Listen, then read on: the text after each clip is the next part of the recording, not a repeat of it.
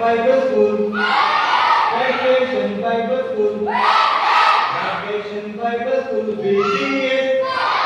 VBS. VBS.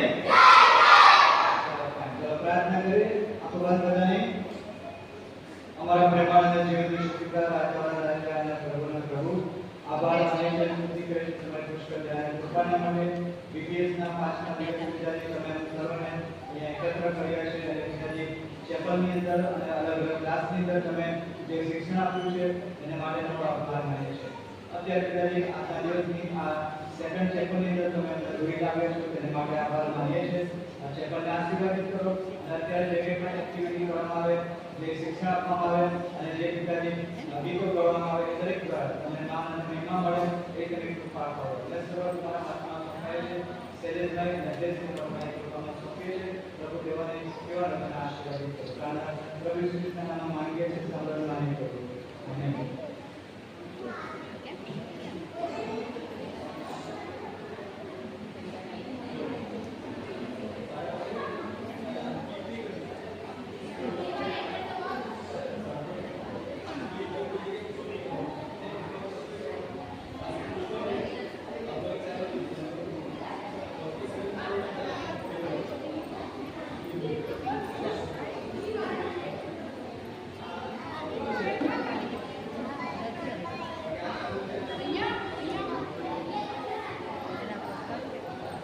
સારું આપણે ગીત ગઈએ ઉભા રહીએ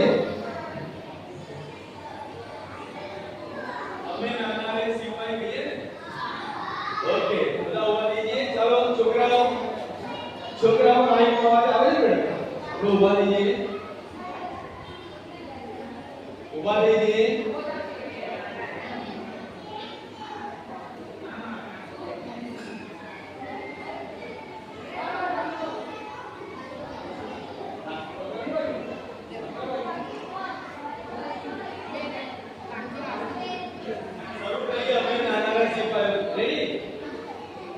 અમને નાના રે સિપાઈ કે સુરાજા ના રે સિપાઈ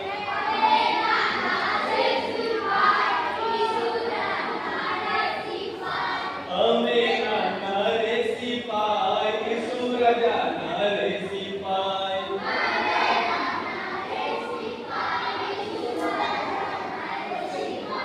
નાની અમારી બંદૂક કે પતાક લઈને ફૂટે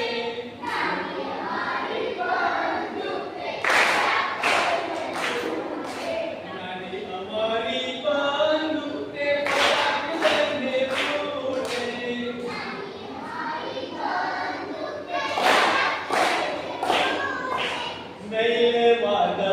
લે માધવ તે સુન લે કઈ બેટલો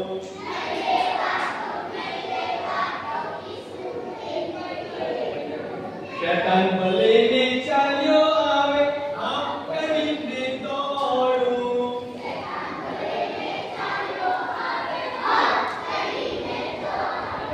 શૈતાન ભલે ને ચાલ્યો આવે આમ કરીને દોડું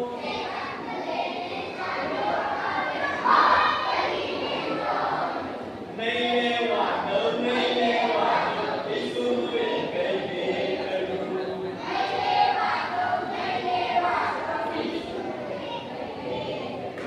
બાઇબલનું ગીત ગયે ઓકે તમારે ગાવાનું બધા નથી ગાતા બધા હેલો દરેક જણની નજર મારી સામે આવી પડશે આજુબાજુ જોવાનું નહીં ફક્ત તમારે મારી સામે જોવાનું okay B I B L my S W O R D B I B L my S W O R D Bible રોજમાંથી મેં પ્રાર્થના કરીને બાઇબલ રોજમાંથી મેં પ્રાર્થના કરીને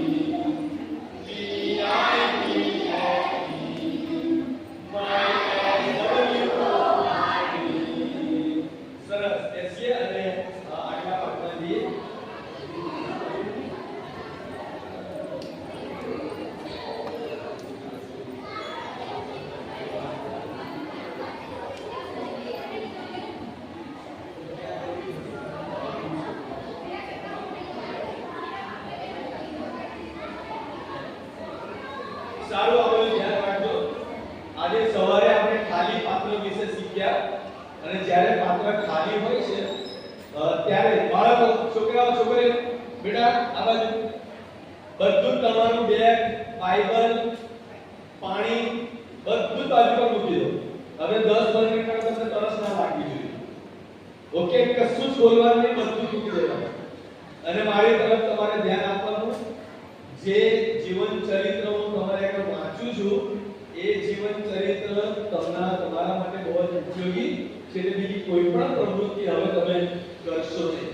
ખાલી પાત્ર સવારે આપણે જોયું, જ્યારે પાત્ર ખાલી હોય ત્યારે એ પાત્રમાં કશું આપણે ભરી શકીએ છીએ. જો પાત્ર અગાઉથી ભરેલું હોય તો એમાં તમે કશું પણ ભરી શકતા નથી. એવી જ રીતે ખ્રિસ્તી જીવનની અંદર ઈશ્વરની સમક્ષતામાં આપણા જીવનોમાં જો બીજી બધી વસ્તુઓ ભરેલી હશે તો ઈશ્વર આપણામાં જે ભરવા માંગે છે એ ઈશ્વર ભરી શકશે નહીં. એથી કરીને આપણે આપણા જીવનમાંથી એ ઈશ્વરને ન ગમતી બધી બાબતોને ખાલી કરી નાખો.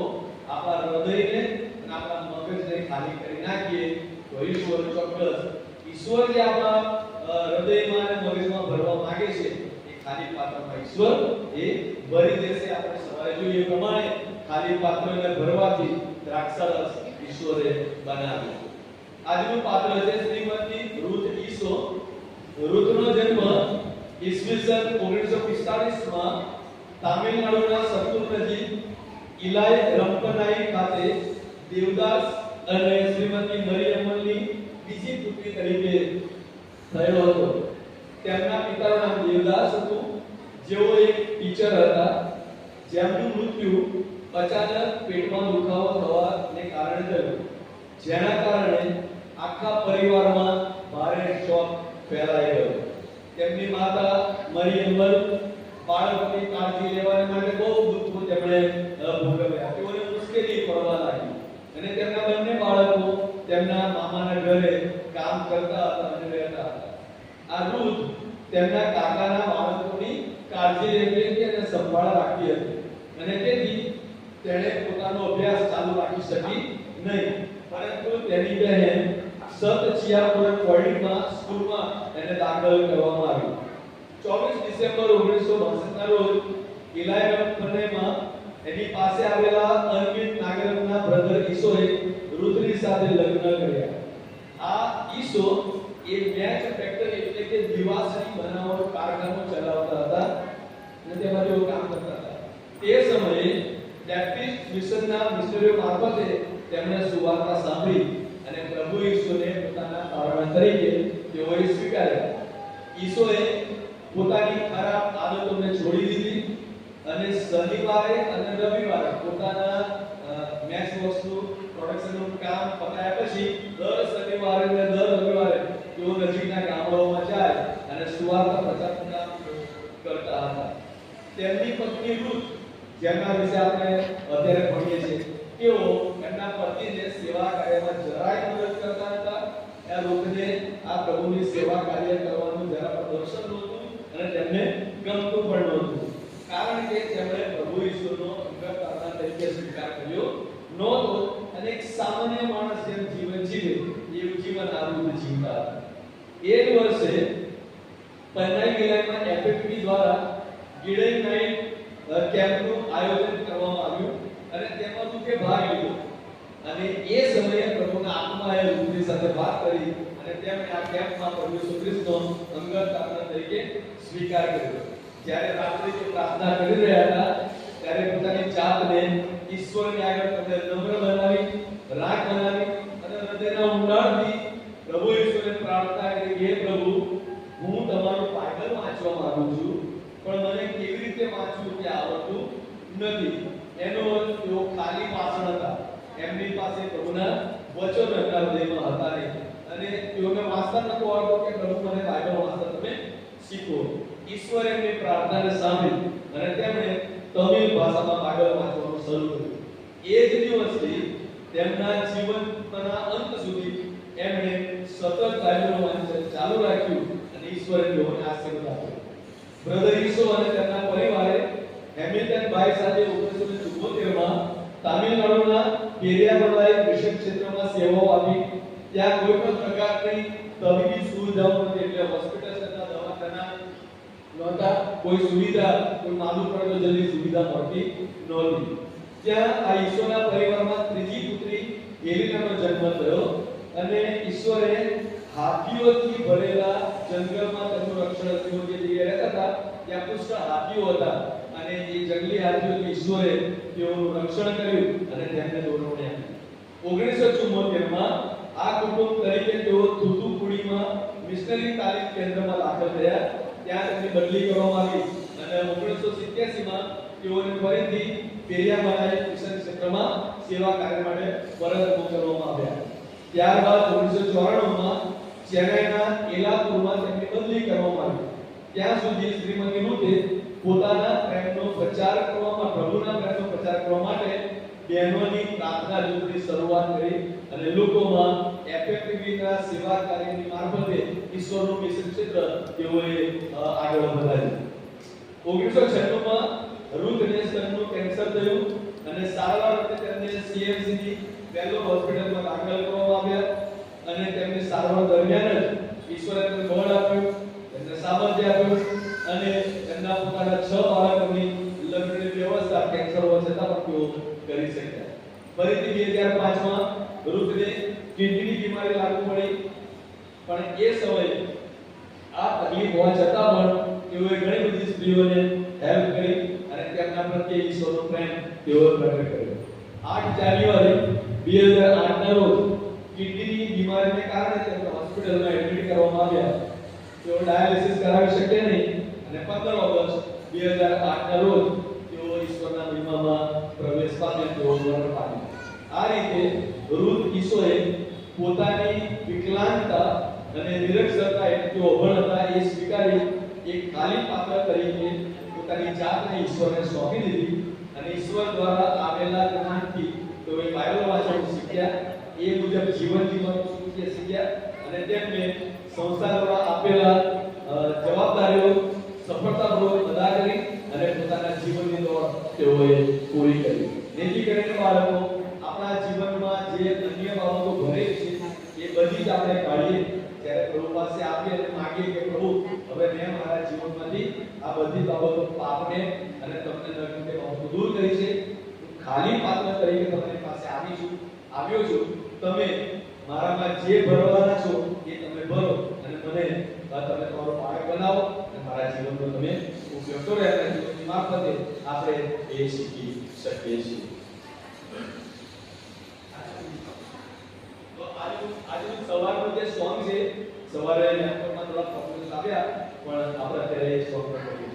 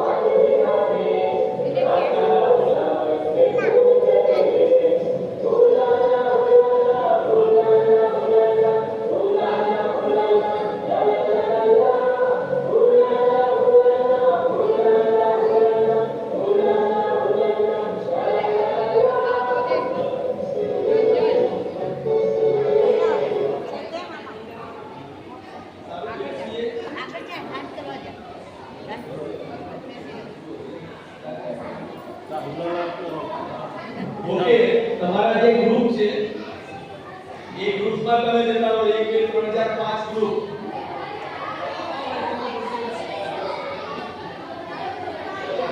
સોરી બેસો જોઈ કે ક્લાસમાં પૂછવાનું છે પહેલા પૂછવાનું છે પછી આપણે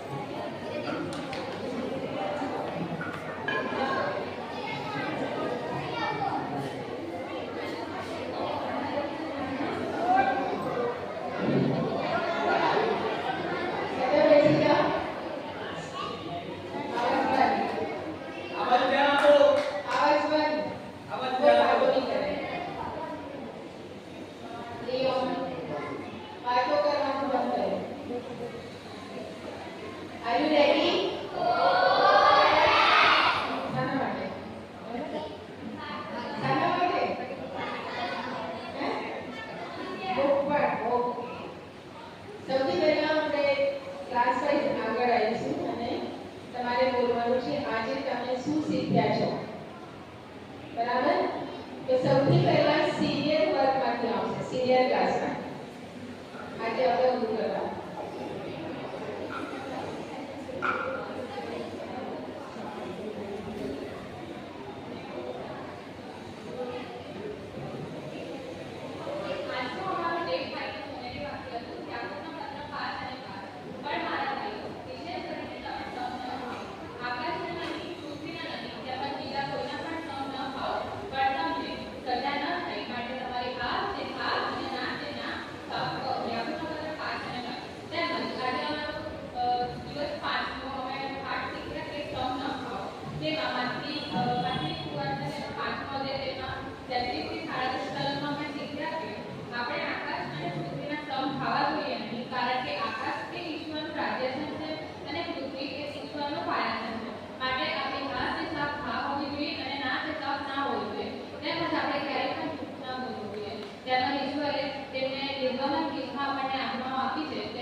નિર્ગમન 20 અને 7 માં પણ કહ્યું છે કે તમારા દેવનું નામ તમે ક્યારેય પણ ભૂલતા ન લો થેન્ક યુ બીજું કંઈ બોલવાના છે સિનિયર ક્લાસમાં ઓકે માધ્ય વિભાગ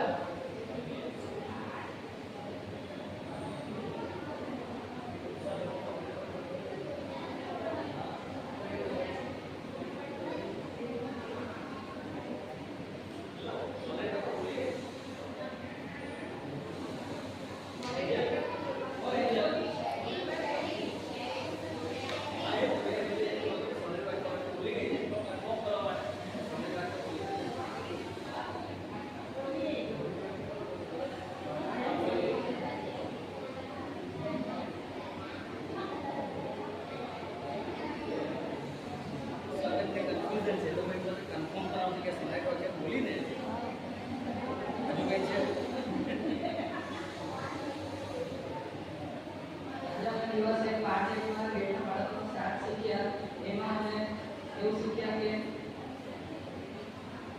જે બધા ગેટના હોય છે પોતાના ગેટના બાળકોનો સાથ સાંભળે છે એ જ પ્રમાણે ઈશ્વર આપણા ગેટના બાળકો છે અને આપણે તેના ગેટાઓ છે આપણે તેનો સાથ સાંભળવો જોઈએ જો આપણે તેનો સાથ નહીં સાંભળીએ તો આપણે પ્રોબ્લેમમાં જઈશું અમે પાઠ 2 માં શીખ્યા કે પ્રાર્થના વિશ્વાસથી કરવી જોઈએ ઈશ્વર આપણી આજ્ઞા પૂરી પાડે છે બીજી વસ્તુ એ શીખ્યા કે આપણે વચન સાંભળવા જોઈએ વચન વાંચવા જોઈએ અને સ્વર્ગ પ્રચાર કરવો જોઈએ અને ત્રીજી વસ્તુ શીખ્યા કે ઈશ્વર આપણું જીવન જોઈને આશીર્વાદ આપે છે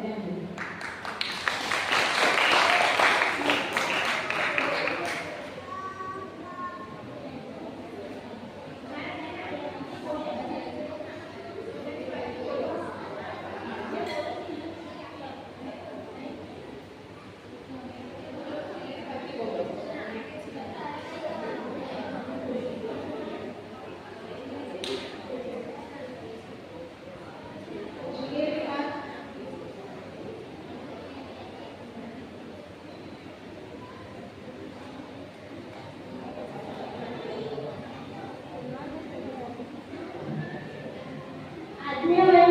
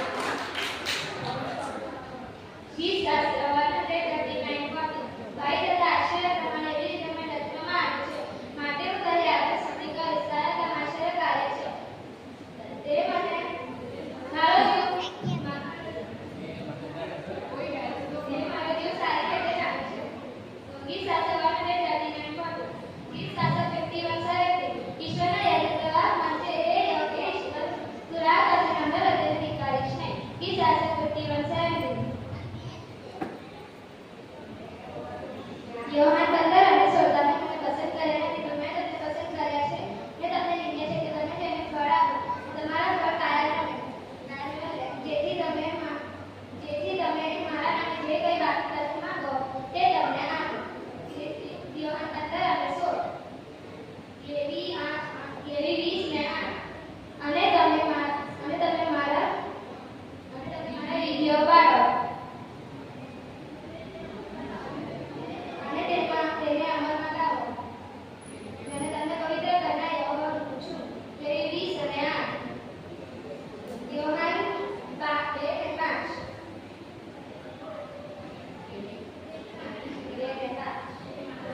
તેની માતા ચાકરોને કહે છે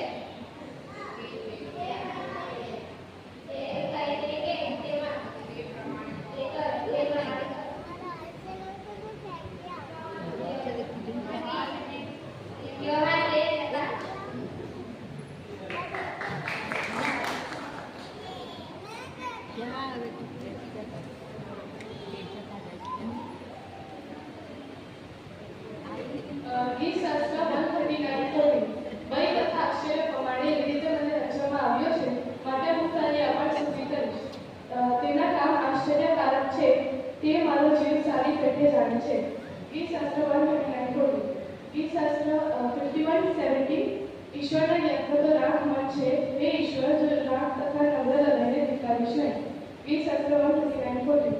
લેવીય 20 અને 8. લેવીય 20 અને 8. તેની માતા ચાકરોને કહે છે.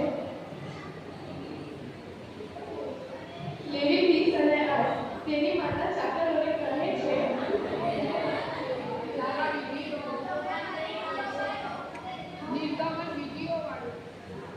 તમે મારી વિધિઓ પાડો અને તેમને અમલમાં લાવો. તેમને પવિત્ર કરનાર યહોવા હું છું. લેવીય 20 અને 8. યોહાન 15 અને 16. યોહાન 15 અને 16. તમે મને પસંદ કર્યો નથી, પણ મેં તમને પસંદ કર્યા છે અને તમને નીમ્યા છે, ને કે તમે જેને ફળ આપો અને તમારા ફળ કાયમ રહે, જેથી તમે મારા નામે જે કંઈ આપની પાસે માંગો તે તમને તે આપો.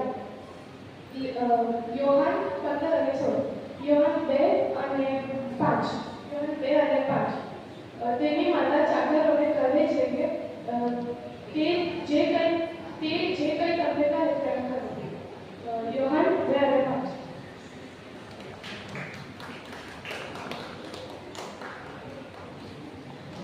ગીતશાસ્ત્ર 139:14. તમે વય તથા આશ્રમ પ્રમાણે એવી રીતે મને રચવામાં આવ્યા છે.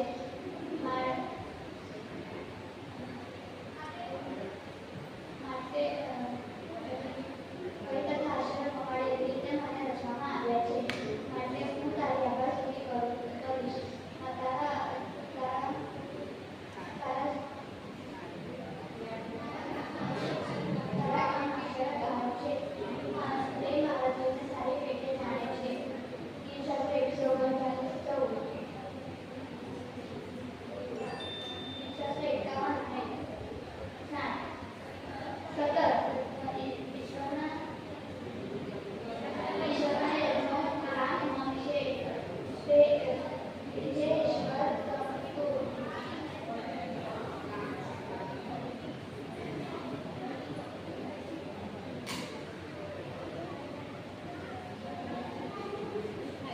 ગીતશાસ્ત્ર 139 અને 16. વય તથા આશ્ચર્ય પ્રમાણે મને એ રીતે રચવામાં આવ્યો છે, માટે હું તમારી આભાર સ્તુતિ કરીશ. તારા કામ આશ્ચર્યકારક છે, તે મારો જીવ સારી પેટે જાણે છે. ગીતશાસ્ત્ર 139 અને 16. યોહાન 15 અને 16.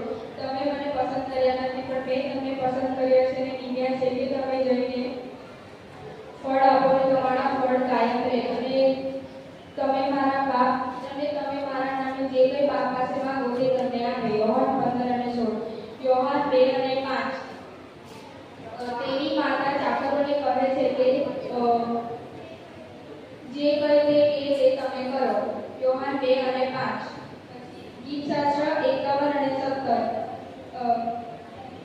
ઈશ્વરના યજ્ઞ તો રાખ મન છે, હે ઈશ્વર તું રાખ અને સ્વીકારીશ નહીં.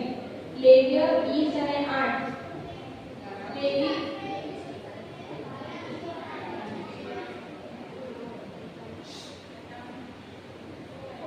લેવી 20 અને 8.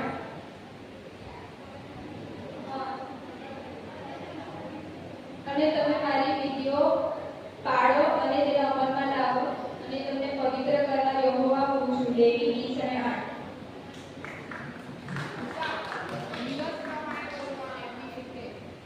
આજે કયો દિવસની મીટિંગ છે? પાંચમો દિવસ, બરાબર? એટલે તમે આજે પાંચમા દિવસ 5 કલાક જો બરાબર બોલી નથી શકતા તો ધારો કે કોઈ સોમવાર તમને એવું પૂછે કે તમે બીટીએસમાં પહેલી કલાક શું બુક પાઠવો તો તમે શું બોલવાનું? હે? અને યાદ જ નહીં હોય. કારણ કે અત્યારે જે તમારી પાસે એ હાલત છે કે તમે 5 કલાક વ્યવસ્થિત રીતે નથી બોલી શકતા. જેમ કે મધ્ય વિભાગની છોકરી અહીંયા આવેલી, તમને સપોર્ટની જરૂર પડે. કોઈને કોઈ તમને સપોર્ટ આપો છો, બરાબર? ફ્લુએન્ટલી જે બોલવાનું હોય એ તમને મળે નથી. એટલે મારું કહેવાનો અર્થ એ છે કે ઈશ્વરના વચનો જ્યારે તમે લોકો મોડે કરો છો તો બહુ ધ્યાનથી અને એકદમ પરફેક્ટ હોવું જોઈએ. શબ્દ તમારે બહુ ધ્યાનથી યાદ કરવાનો હોય. અને દરરોજ દરેક ટીચર તમને ક્લાસમાં કહે છે તો તમે સિન્સિયર નથી રહેતા. તમને એવું લાગે છે કે ટીચર લોકો અમને બોલે છે પણ અમે કેમ બોલીએ છીએ કે આ ઈશ્વરના વચનો જો અત્યારે તમે મોડે કરશો ને તો તમે ગમે ત્યારે તમારા જીવનમાં આ કલમ બહુ ઉપયોગી થશે. ત્યારે તમને લાગશે કે આ કલમ ની સાથે એટલે મારી જોડે ઈશ્વરે વાત કરી છે. એટલે મહેરબાની કરીને તમે છે ને જેવી ટીચર કહે છે તમે સિરિયસ બનો. અને સ્પેશિયલી મધ્યમ વિભાગ અને જુનિયર સિનિયર વિભાગના અમે ગર્લ્સ અને બોયઝને એટલા માટે કહીએ છીએ કે અમે ઓબ્ઝર્વ કરીએ છીએ કે તમે ક્લાસમાં બહુ લાઇટ કરો છો. ધમાલ મસ્તી હોય છે. તમને એવું લાગે છે કે ખાલી બીજે ટાઈમ પાસ કરો, વેકેશન છે એટલે અમને બોલાવે છે. એ મેન્ટાલિટી સાથે નહીં આવવાનું. અમે વારે ઘડીએ કહીએ છીએ કે બીબીએસનું પ્લાનિંગ બહુ વખત પહેલાથી બહુ પ્રાર્થના સાથે થયું છે. અમારી ઈચ્છા એ છે કે તમે ઈશ્વરના વચનોમાં આગળ વધો, બરાબર છે? એટલે કાલે બી જે બી મુખપાઠનો જે રહેશે તમે બરાબર વ્યવસ્થિત બોલવાનું. અને આખા ટીમના જે જેટલી કલમ રહેશે વ્યવસ્થિત કોઈ બી એકબીજાને સપોર્ટ નહીં કરે, બરાબર? તો સારું રહેશે. એટલે ઈશ્વરના વચનો તમે તો ભૂલી જાઓ.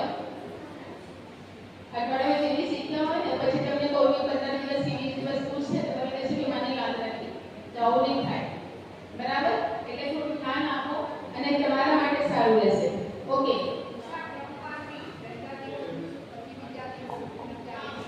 એટલે ફર્સ્ટ ડે તમારી બુક પાર્ટી શું હતું? બીજે દિવસે 3 દિવસ એટલે ડેઝ વાઇઝ સિક્વન્સમાં તમારે બોલવાનું હોય.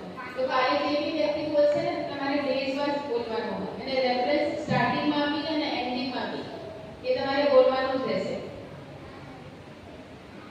ઓકે, હવે આપણે અટેન્ડન્સ જોઈએ.